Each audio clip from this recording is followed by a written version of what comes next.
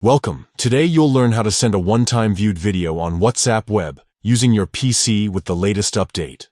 This feature is perfect when you want to share a video privately, ensuring it disappears after being watched once. Let's get started. First, open WhatsApp Web on your computer and log into your account. Once you're in, look through your chat list and select the conversation where you want to send your video. Inside the chat, look at the bottom of the screen for the plus icon. Click on it, and from the menu that appears, choose Photos and Videos. This will open a window where you can browse your computer files. Find the video you want to send, select it, and click Open. Now your video will appear in the chat window, ready to send.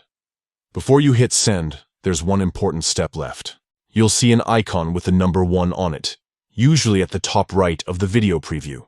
Click on this icon to enable the one-time view feature. A prompt will appear, confirming that your video will be set to view once. Click OK or confirm the prompt. Finally, click the send button. Your video is now on its way, and the recipient will only be able to watch it once before it disappears from the chat. This is a great way to keep your private moments secure and ensure your videos aren't saved or shared further. That's all it takes to send a one-time viewed video on WhatsApp Web from your PC.